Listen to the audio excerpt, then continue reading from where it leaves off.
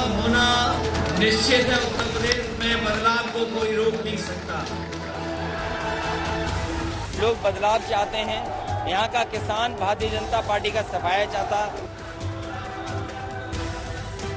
मऊ में खदेड़े का नारा दिया गया था। यहाँ आते आते मुझे लगता है भारतीय जनता पार्टी का सूरज डूब जाएगा, सफाया होगा। हो सकता है उत्तर प्रदेश की जनता 400 सीटें भी जिता। तो अखिलेश यादव दावा करते हैं कि उत्तर प्रदेश में इस बार बदलाव होगा, बीजेपी का सफाया होगा और तो और वो 400 सीट जीतेंगे। लेकिन सवाल यह है कि क्या अखिलेश के इस आत्मविश्वास की वजह क्या उनकी सभाओं में आने वाली भीड़ तो नहीं है?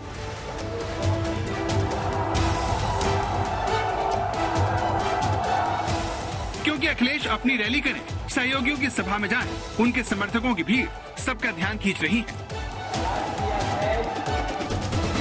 जन समर्थन उत्तर प्रदेश में जुट रहा है। जो सभाओं में लोग आ रहे हैं, जिस तरीके से किसान, नौजवान, व्यापारी सब एक साथ समर्थन दे रहे हैं, इसी की वजह से भाषा भारतीय जनता पार्टी की बदली है। और लगातार चुनाव में वो भाषा बदलते हैं। जैसे जैसे चुनाव करीब आएगा, इससे भी खराब भाषा आपको सुनने को उत्तर प्रदेश से मिलेगी।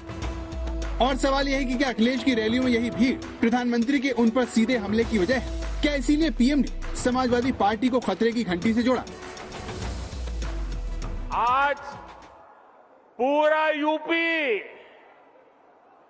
भली भांति जानता है कि लाल टोपी वालों को लाल बत्ती से मतलब रहा है। उनको आपके दुख तकलीफ से कोई लेना देना नहीं है। ये लाल टोपी वालों को सत्ता चाहिए। घोटालों के लिए, अपनी तिजोरी भरने के लिए, अवैध कब्जों के लिए, माफियाओं को खुली छूट देने के लिए। लाल टोपी वालों को सरकार बनानी है, आतंकवादियों पर मेहरबानी दिखाने के लिए, आतंकियों को जेल से छुड़ाने के लिए। और इसलिए याद रखिए, लाल टोपी वाले यूपी के लिए रेड अलर्ट है, रेड अलर्ट, यानी खतरे की घंटी है। तो सवाल यह है कि लखनऊ की इस लड़ाई में कौन किसके लिए खतरे की घंटी है और क्या इसीलिए लाल टोपी का जिक्र बार बार हो रहा है? ये भारतीय जनता पार्टी से पूछे कि आप चुनाव में इतनी भाषा गलत क्यों बोलते हो? आपको असली मुद्दों पे चुनाव लड़ना चाहिए। किसान की आय दोगुनी हुई कि नहीं हुई? महंगाई कब कम होगी? एम्बुलेंस जिसपे लाल रंग लगता है, सिंबल है, वो कब ज्यादा चलाओगे? फायर ब्रिगेड जो चाहिए, जरूरत है, उसकी कब बढ़ाओगे? तो ये तो फायर ब्रिगेड से भी चिढ़ने लगेंगे। इसके अंदर अराजकता थी, जो दंगा प्रदेश बन गया था, जो पलायन करने वाला प्रदेश बन गया था, जो अपराधियों को सरकार के माध्यम से संरक्षण देने वाला प्रदेश बन गया था, जो गरीबों का हक लूट लेने वाला प्रदेश बन गया था, विकास के कार्यों में डाका डालने वाला प्रदेश बन गया था, वह है लाल टोपी। और लाल टोपी के खतरे से माननीय प्रधानमंत्री जी ने संकेत किया है प्रदेश को, प्रदेश वैसे भी सतर्क है। लखनऊ की इस लड़ाई में जानकारों को बीजेपी की तरफ से लाल टोपी का जिक्र उठाना हैरान कर रहा है। इसलिए याद रखिए, लाल टोपी वाले यूपी के लिए रेड अलर्ट है, रेड अलर्ट, क्योंकि लाल टोपी का सफाया करने की योगी की भविष्यवाणी उत्तर प्रदेश में पहले उल्टी पड़ चुकी है। इसी उत्तर प्रदेश में पिछली बार जब मुख्यमंत्री योगी ने लाल टोपी पर निशाना साधा था, तब बीजेपी को नुकसान ही हुआ था। आदरणीय प्रधानमंत्री जी ने इस बात को कहा, जब सूर्योदय होता है तो सूर्य का जो रंग होता है वो केसरिया होता है, और जब अस्त होता है तो लाल होता है। वामपंथ का गढ़ ध्वस्त हुआ।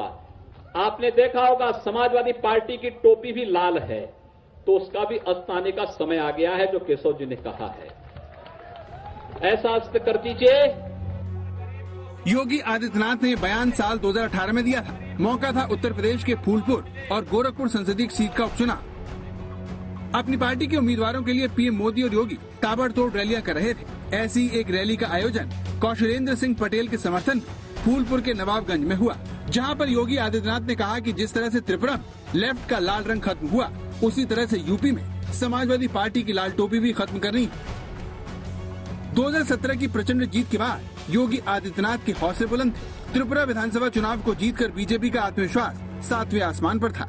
ऐसे में जब योगी आदित्यनाथ और केशव प्रसाद मौर्य के सीट खाली करने से हो रहे इन उपचुनावों में बीजेपी को जीत का पूरा भरोसा था। 2018 के इस उपचुनाव में भाजपा ने गोरखपुर से उपेंद्र शुक्ला और फूलपुर से कौशलेंद्र सिंह पटेल को मैदान में उतारा।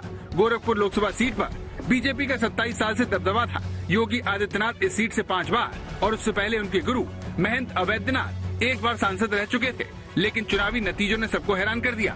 बीजेपी दोनों ही सीटें नहीं बचा सकी। इस उपचुनाव के बाद अखिलेश यादव ने ये कहते हुए योगी आदित्यनाथ पर चुटकी ली कि यूपी से वो लाल टोपी कभी नहीं हटा पाएंगे। इसके बाद मुलायम सिंह यादव अपने दोनों नए सांसदों को लाल टोपी पहनाकर लोकसभा ले गए। सदन में लाल टोपी पहनकर पहुंचे मुलायम सिंह यादव भी शायद यही बताने की कोशिश कर रहे थे कि लाल टोपी के वजूद को मिटाना इतना आसान नहीं है और शायद इसीलिए इस बार भी टोपी विवाद से समाजवादी पार्टी बैकफुट पर नहीं है। उत्तर प्रदेश की जनता बदलाव चाहती है और जिस तरीके से सांसद विधायक गांव में नहीं घुस पा रहे हैं, कई सांसद कूटे गए हैं गांव में, और जिस तरीके से इस समय जो माहौल है महंगाई को लेकर के, हो सकता है उत्तर प्रदेश की जनता 400 सीटें भी जिता दे। अब सवाल यह है कि जब बीजेपी का दांव पहले बेकार जा चुका है तो फिर पीएम ने लाल टोपी का जिक्र क्यों किया? इसकी वजह समझने के लिए आपको उत्तर प्रदेश की विधानसभा में योगी आदित्यनाथ के इस बयान को सुनना पड़ेगा। एक नई परिपाटी बन गई है और महोदय मैं तो आपसे भी इस बात की अनुरोध करूंगा, इस बात की अपील करूंगा कि कभी हमारी इस विधायिका को लोग ऐसा ना मान ले कि ये कोई ड्रामा कंपनी है, कोई लाल टोपी, कोई नीली टोपी, कोई पीली टोपी, कोई हरा टोपी पहन करके आकर के एक नई परिपाटी शुरू हो गई है। ऐसा तो कभी नहीं होता था, ड्रामा पार्टी में हम लोग देखते थे, लेकिन यहां पे एक नई परिपाटी शुरू हो जाती है। पता नहीं ये लोग घर में पहनते हैं कि नहीं पहनते हैं। योगी आदित्यनाथ ने यह तंज सदन में समाजवादी पार्टी के नेता राम गोविंद चौधरी की लाल टोपी पर किया, लेकिन इसके आगे योगी ने जो वाकया सुनाया उससे साफ हो गया कि वो लाल टोपी को लेकर क्या बात जनता को समझाना चाहते हैं। तो मैं एक कार्यक्रम में गया था, तो अन्नप्राशन के लिए छोटा सा 6 महीने का बच्चा था, उसको अन्नप्राशन के लिए मैंने उठाया। तब तक जिस महिला का वो बच्चा था उसके साथ एक लगभग 2.5-3 साल का एक बच्चा और था। अच्छा, मैं इधर उसको अन्नप्राशन करा रहा था, तब तक वहां पे एक पार्टी के कुछ लोग विरोध करने के लिए आ गए। उन्होंने टोपी पहनी हुई थी। वो बच्चा 2.5 साल का बच्चा क्या कहता है, मम्मी मम्मी देखो वो गुंडा गुंडा। अब आप देखिए कि एक 2-2.5 साल का बच्चा के मन में टोपी पहन करके आने वाले व्यक्ति के बारे में क्या धारणा है। वो अपनी मां से चिपक करके कहता है कि मम्मी मम्मी देखो गुंडा गुंडा। यानी ये धारणा सामान्य रूप से बन चुकी है और इसीलिए मैं अपील करूंगा नेता प्रतिपक्ष, आप पगड़ी पहन करके आते तो अच्छा लगता, गांव का साफा पहन करके आते तो मैं उसका अभिनंदन करता। योगी के इस बयान का जवाब अखिलेश ने अपने ट्विटर हैंडल पर लाल टोपी पहने तस्वीर लगाकर दिया, लेकिन राजनीतिक जानकारों को लगता है कि लखनऊ की लड़ाई में बीजेपी के शीर्ष नेतृत्व का लाल टोपी का जिक्र करना उसकी एक रणनीति का हिस्सा है जो वोट के खेल में उसका फायदा करवा सकती है। लेकिन सवाल है कैसे? हिमांशु मिश्रा, दिल्ली, आज तक।